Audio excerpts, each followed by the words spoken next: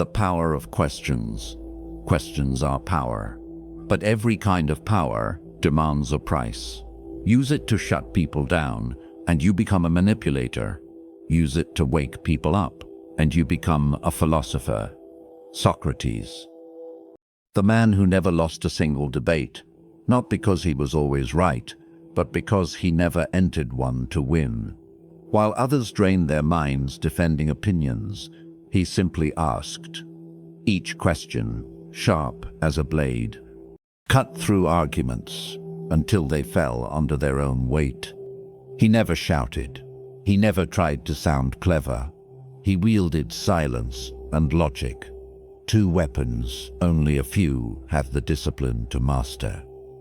And today, I'll share with you the 5 questions known as the Socratic Method. If you master them, you won't just win debates, you control conversations, situations, and even people. But remember this power isn't for those chasing attention. It's for those seeking mastery over others and over themselves. Before we dive into the 5 questions, let's understand why asking always defeats arguing, and why these questions are so devastatingly effective. When someone argues, they expose themselves. They build a tower of words, but every tower falls once a single brick at its foundation is removed.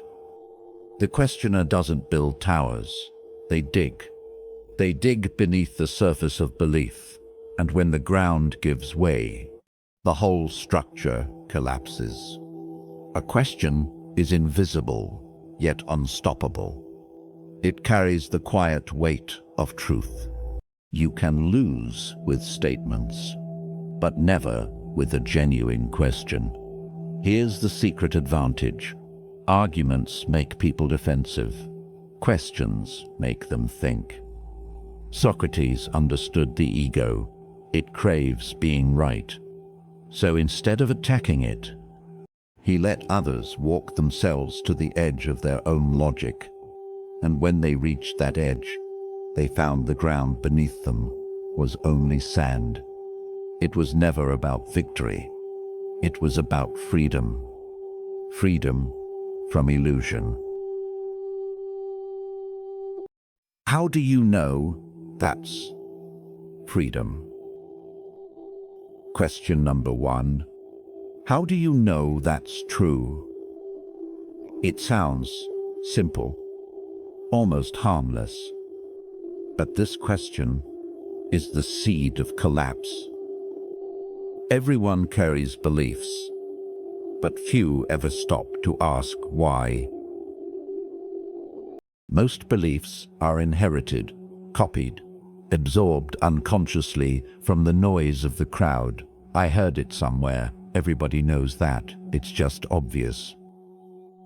Those phrases reveal a dangerous truth, that they've never examined the roots of what they claim to know. Because 99% of people don't live by thinking, they live by repetition. They believe not in what's true, but in what they've heard the most. They believe social media is ruining the world. They believe success needs a college degree. They believe happiness means more money. But when you ask, how do you know that's true? Silence follows. And when someone can't defend the source of their belief, they begin to lose faith, not in their argument, but in themselves. They realize what they called truth was emotion disguised as logic.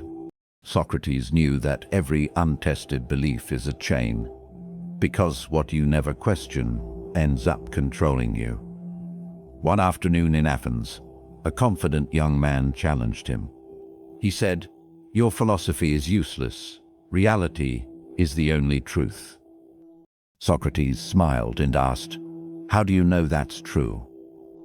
The young man replied, "Because everyone says so."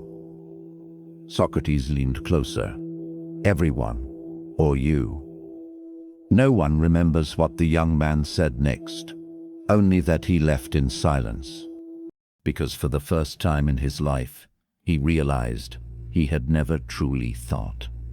When they say, "You're going to fail," ask, "What makes you so certain?" Then, stay silent. Don't try to wound. Silence cuts deeper than words, because it forces people to hear their own thoughts. And here's an advanced twist.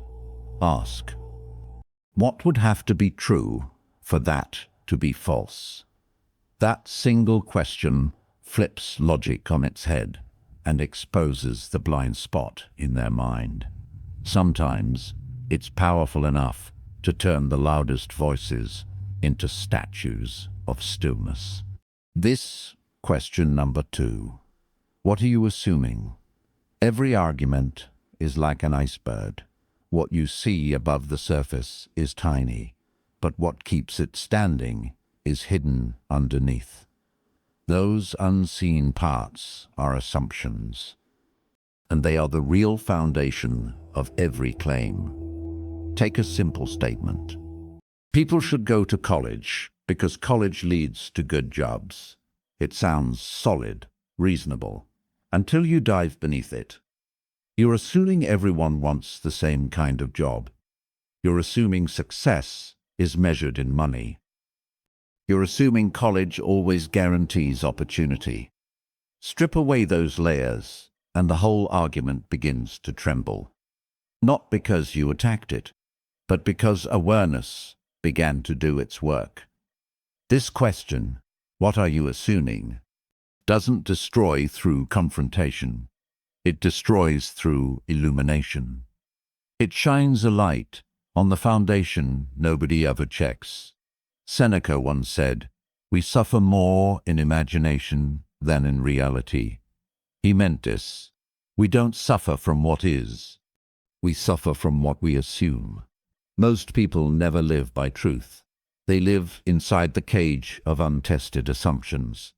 They say, "I need people's approval," but they never stop to ask, "What makes me believe that?" A young soldier once asked Marcus Aurelius, "My emperor, how can I stop being offended?" The emperor replied, "By realizing that words only hurt if you assume they can." That's the real power of this question. It's a mirror that reflects the illusions we've built our lives around. How to use it. When someone says, "I'm not good enough," ask, compared to who? In that single moment, you pierce the wall of comparison, one of the deepest roots of human pain. When they say, "Everyone should go to college," ask, are you assuming everyone wants the same kind of life? Watch how that simple question unlocks a door they didn't even know existed. Because truth doesn't hide in loud statements. It hides beneath them, buried under the weight of assumption. And when you pull those assumptions into the light, the illusion begins to crumble. That's how the philosopher wins, not by crushing the opponent, but by revealing the ground they've been standing on was never solid. Question number 3. What evidence would change your mind? This question separates the thinker from the believer. It draws a sharp line between those who seek truth and those who protect their pride.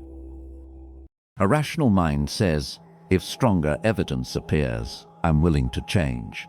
But a blind believer says, nothing could ever change my mind.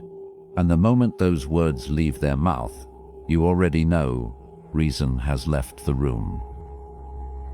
This question terrifies people because it forces them to face something uncomfortable. If no evidence could ever change their view, then their belief is no longer thinking, it's worship. Try it in real life. Someone says, crypto is a scam. You ask, what kind of evidence would make you change your mind? You have, if they say, nothing. I'd never change. You've already won. Not because you defeated them, but because they revealed the truth. They're defending ego, not logic. This question is a mirror for humility. Epictetus once said, "No man can learn what he already believes he knows." That's what this third question exposes. If you can't describe the kind of proof that would show you're wrong, then you've become a prisoner of your own certainty. It's not a debate anymore. It's self-imprisonment.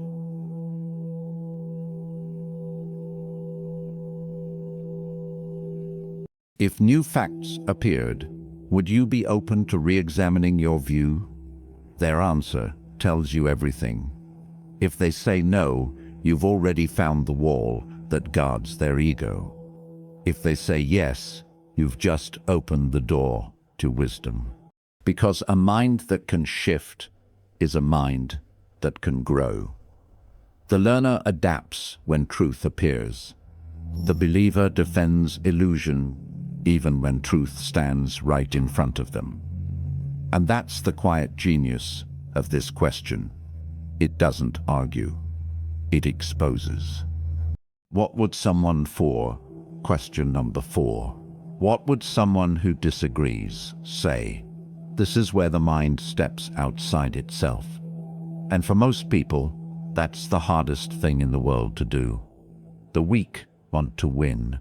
The clever want to sound right. But the wise want to understand, even those who stand against them. This question tests comprehension, because if you can't describe the opposing view fairly, you don't actually understand your own. Someone might say, capitalism is the best system. Ask them, what would someone who disagrees say? If they reply, they're just jealous, then you already know they've never truly listened. We grow up surrounded by noise that looks like debate, but most of it isn't dialogue, it's shouting. This question cuts through that noise. Marcus Aurelius once told his son, "To understand another man's reasoning better than he does himself, that is the height of wisdom." Picture an old military classroom. A young officer stands up and declares, "The army is fair, break the rules and you're punished."